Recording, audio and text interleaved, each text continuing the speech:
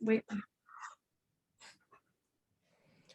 Thank you for coming to the Give Grant Information session. My name is Rebecca McDonough, and I am the Work-Based Learning Director for the KC3 Give Grant.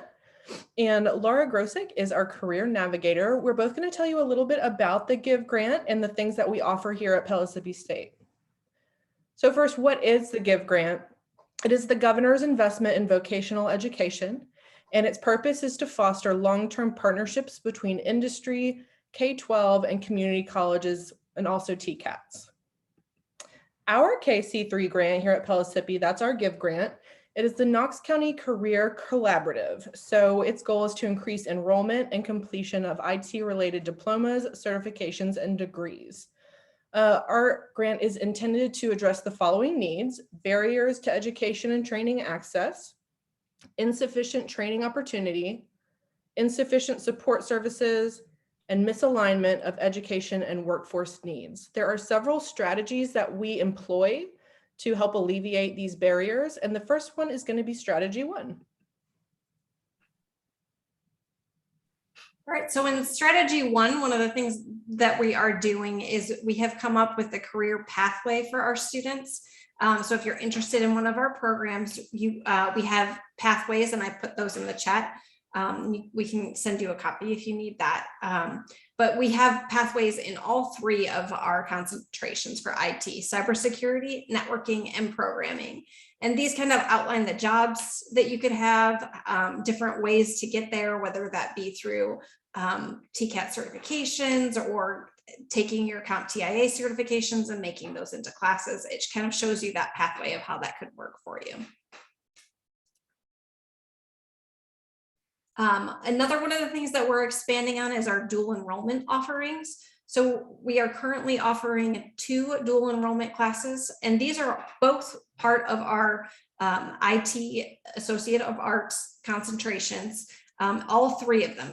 This could work for cybersecurity concentration, networking, or programming. So these classes would fit into any of them. You don't have to decide in high school which one you would want. It will actually kind of give you an opportunity to explore IT and make sure it's something that you want to do. So the first class that we offer is the Intro to Programming and Logic, the 1301 class.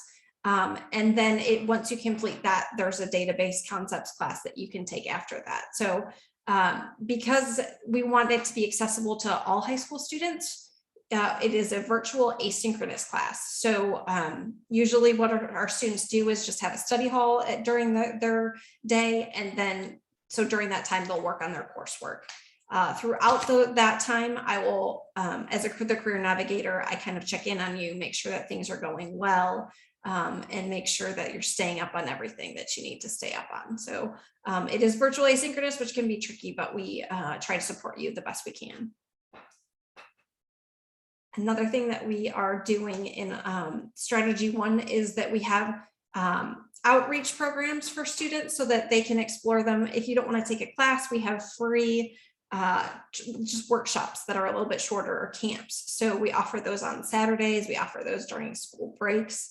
And then we've also offered summer camps during the summer. And so far we have offered a cybersecurity program, Saturday club, a programming Saturday club, and coding. And in this spring, we will be continuing to offer a cybersecurity camp, and also we'll be adding a new one of robotics. So those are just short terms. They're usually about 4 sessions on Saturdays, just to explore the area without having to commit a whole class or a whole semester towards it, just to figure out if that might be something you want to do.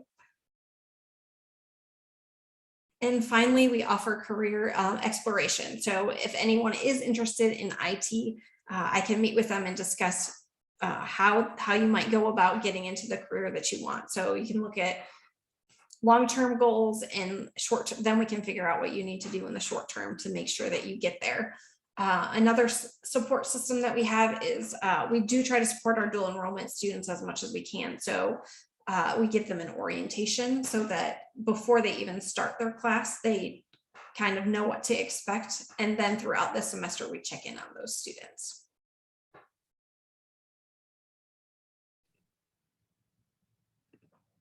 Okay, the next strategy is our work-based learning continuum, and We have developed and implemented a collaborative, meaningful, and structured work-based learning continuum through the KC3 Give Grant.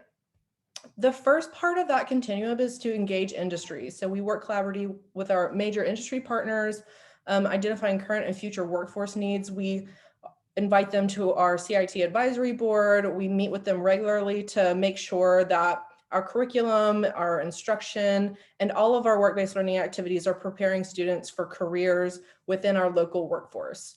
Our major partners that we engage are UT Medical Center Cybersecurity, 21st Mortgage, Discovery Inc., and Team Health. Another part of that strategy is working with K through 12 schools. So we have developed a schedule of middle and high school career awareness activities and work-based learning activities. So in the schools, those look like things like guest speakers in classrooms, which you can see a couple of pictures here from last semester.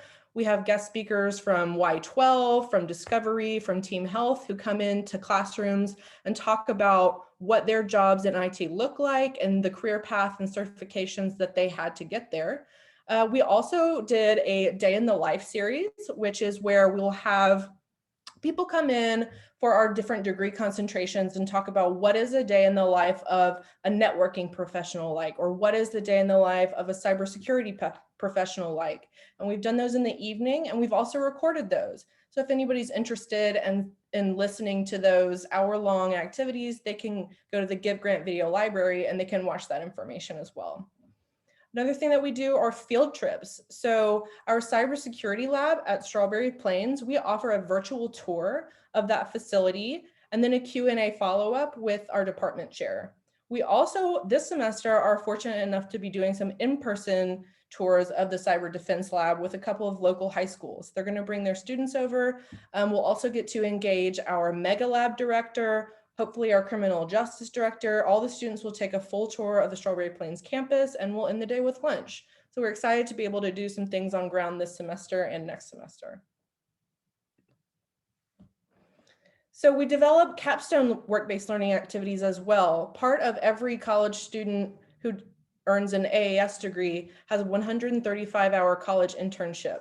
That is a requirement to graduate from the programs here at Pellissippi. But for the Give Grant, we have also developed 60-hour high school internships. So we're able to engage 7 local businesses last summer to host a number of high school students. So they would go in, they would job shadow. A lot of the time they would be working right alongside professionals in the industry. Applications for that, we usually do the interviews in April. So if you're interested, you should be looking early next year to get an application and to hopefully interview for one of those positions. We're hoping to expand that program next summer to more than 10 positions. We had a very successful last summer. So lots of businesses will be interested in having high school students in their facilities. And then finally, part of strategy two, as part of our work-based learning continuum, is our soft skills development.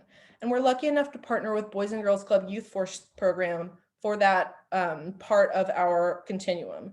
They have a fabulous program where students come in and take career assessments, the workplace importance locator, the career cluster inventory. So they do the career testing on the front end and then take a 12-hour training with all kinds of soft skills components such as communication, how to deal with workplace challenges, how to have a great personal brand, like what's your motivation to work, what's your work ethic, and then they do financial literacy, interview skills, resume writing. So we're very lucky to partner with Boys and Girls Club for that program. It can be done entirely online or it can be done in person. So they have a great hybrid model for that. And then finally, our final strategy is strategy 3, which is industry recognized certifications. Currently, we have CompTIA A+, Network Plus, and Security Plus built into our curriculum here at Pellissippi. And we are always working to identify and embed up-to-date certifications within curriculum. So we're looking to expand the certifications that are embedded within our curriculum in the coming year. We offer flexible delivery methods. So currently you're able to take those exams from home with Pearson OnView, or you're able to come into the Give Grant Testing Center in the McWhirter building on the Hardin Valley campus where you can take those. And then also we offer transitional advisement of students who graduate with those certifications. We do have measurable objectives for our Give grant, and these are listed here. So we want to increase work-based learning experiences for middle and high school students to hopefully help them get interested in IT as a career. We increase student participation in dual enrollment opportunities by offering that 1301 and 1303 class. We increase enrollment in CIT programs. We increase participation in work-based learning capstone opportunities with our college students and also with our high school students. And we increase completion of IT-related credentials, such as CompTIA exams. This time it would be appropriate to ask questions. If you have any questions, feel free to reach out to me. My name is Rebecca McDonough, and I'm again the Work-Based Learning Director for the Knox County side of the Give grant, KC3, in Pellissippi State Community College. All right, and next we're going to have Dr. Sharon Burlingame, and she's going to tell us about Aspirations in Computing Award. Thank you, Rebecca. Hi, I'm Sharon Burlingame. I am a retired professor from Pellissippi State. I taught computer science, and I am currently the co-coordinator for the Middle and East Tennessee Aspirations in Computing program of NC WIT.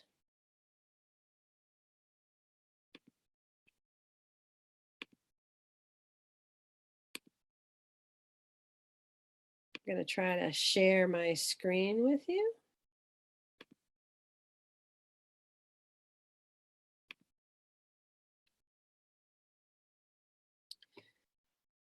The Aspirations in Computing program is just one program of NC WIT.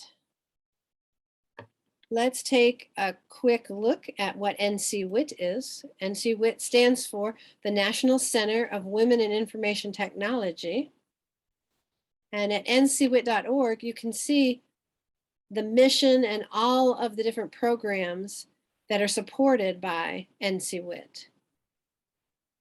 Basically, it's a network of change leaders, and we're focused on advancing innovation by correcting underrepresentation in computing. We're trying to increase all of the underrepresented populations that are involved in computing and technical careers.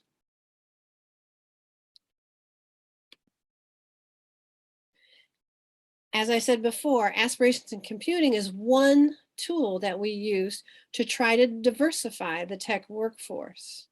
And I believe this fits right in with the mission of the Give grant, in that we're trying to reach all people in Knoxville and in the entire country, actually, to get more people interested in computing, see that they can do it, get support, meet other people that do it, and just generally to connect in a big network of people who have the same interests in doing these things.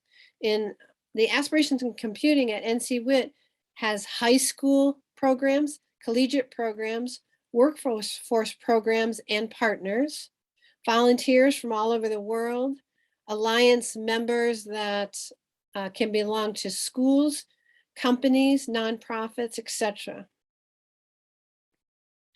Why did we start AIC, which is the Aspirations in Computing program?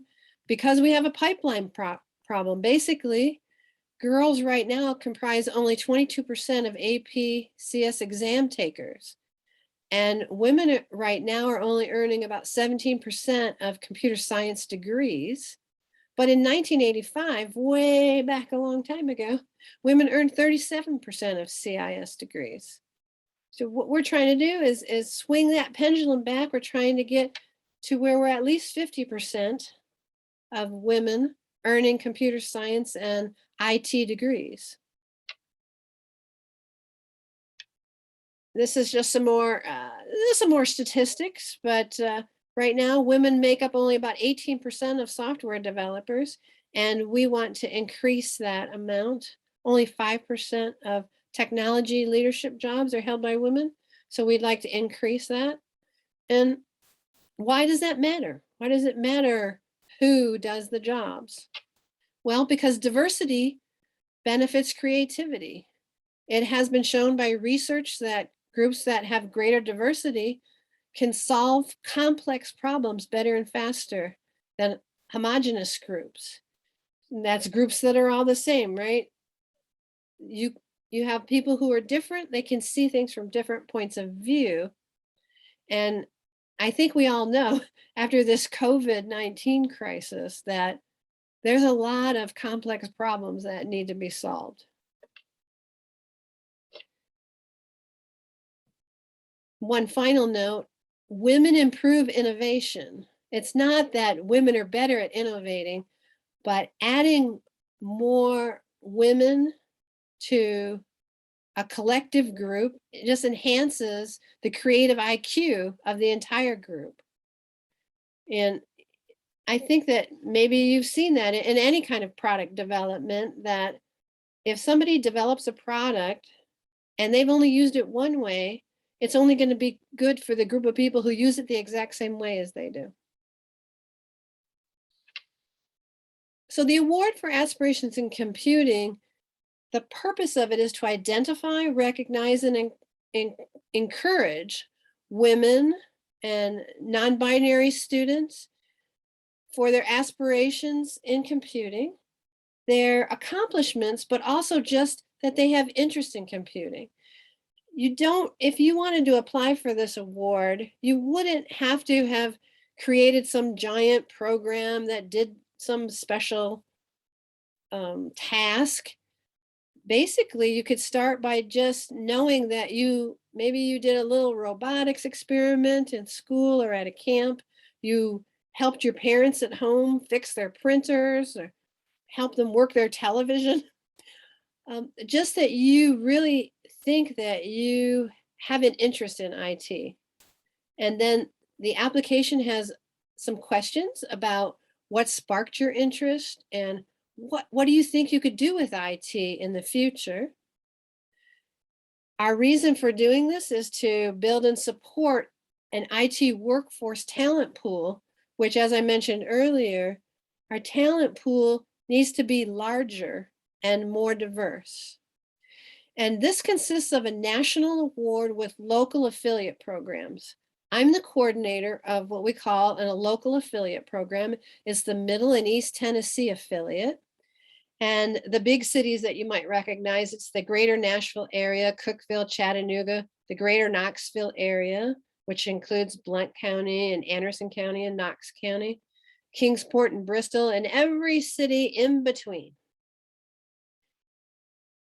Just applying for the award, even if you didn't win, provides you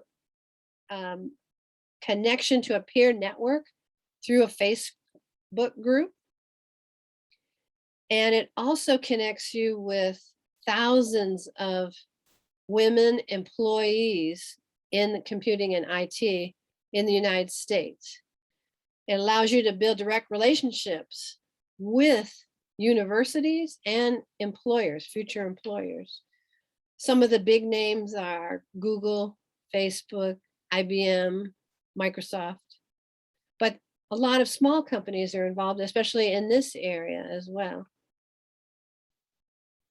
So we're keeping applicants in the computer science and technology pipeline. And because you are in this system, you will be informed of any future education and internship prospects. We send out messages and post notices. And in the Facebook group, you can find people who are interested in the same thing. Or an example would be the first time I ever interacted with this group, NC WIT, I was judging a competition of high school students. And the high school students were groups of students. And one of the projects that I judged had someone who was really interested in the hardware aspect of technology. So just really like that hands-on getting the hardware to work. And another one was she wanted to be a fashion designer. And another one wanted to do programming. I thought she wanted to do programming.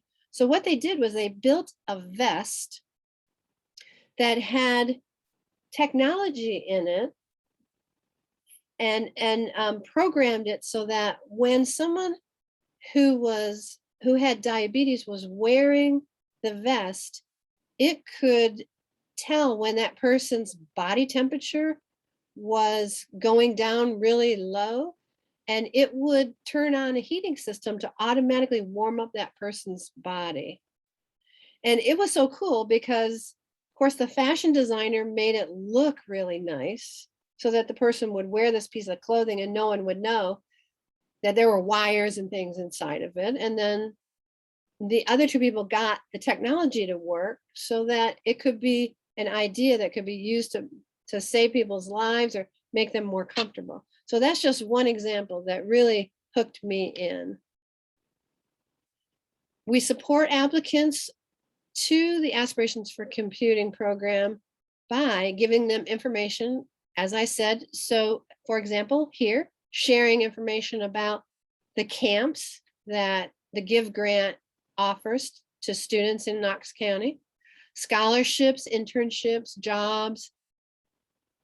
We can pair people with mentors. As mentioned before, just notifying you and giving you opportunities to attend after school or summer programs, but some of our applicants also are interested in teaching those. So say you learn something in middle school or high school, you might be interested in teaching elementary school or middle school or some of the things that you learn to try to get them interested in technology.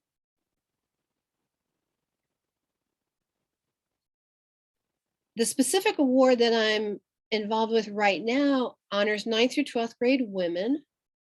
They can be gender queer or non-binary students. And as I mentioned before, they have to have some kind of interest in pursuing a computer-related, engineering-related, or IT-related career. It doesn't have to be your major. It could be because computing is involved with every single career. It could be that that's a minor area that you use with another area. A fashion designer who uses technology to make clothes that sparkle. And what we're doing is we're trying to encourage 9th through 12th grade women to pursue that passion. We have this every year, but the application process is always in the fall. It starts September 1st and it ends November 5th. This being October 21st, we have only until November 5th for students to apply for the award. There are 4 levels of award, and typically in Tennessee, almost every student who applies will win an award as long as you put some effort into the application process. Multiple students from the same school can earn awards, and they can earn the same award. You can have 5 winners from the same school. So for more information, you would go to this link here that I've got. And I have lost my link.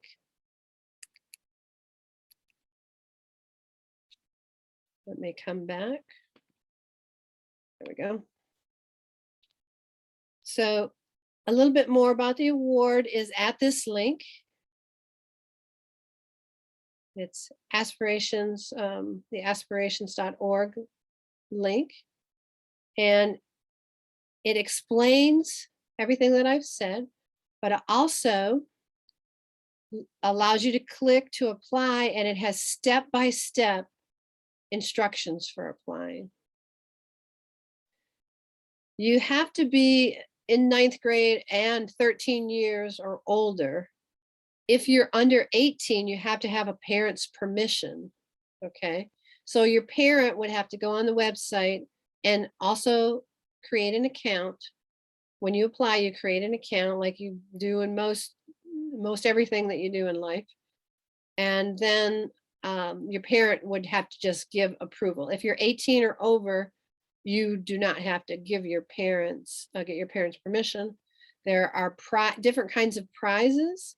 So at the national award winner level, there's cash and a trip to an award celebration, which we usually have in May, where you get to meet lots of professionals, you get to listen to great discussions, and you get lots of free food. That's why I like the best. Good desserts. Then at the regional, so we're a regional affiliate. These are different things that you get. So we give trophies to every level except Rising Star. Rising Star would get a certificate. So that's our entry level. But if you've done great things and this is your first time applying, you might be a winner. And we had several of those last year. So at your leisure, you can look through this, but it has the step-by-step guide, and it has guides for your parents on how to approve. And also it's a good idea to have an educator of some kind, a counselor or a teacher, or maybe you belong to a code club or robotics club, someone endorse your application. It doesn't take long. It's write a few sentences that says, yeah, I think this would be a great idea for this student. And so there's a guide for the endorsement.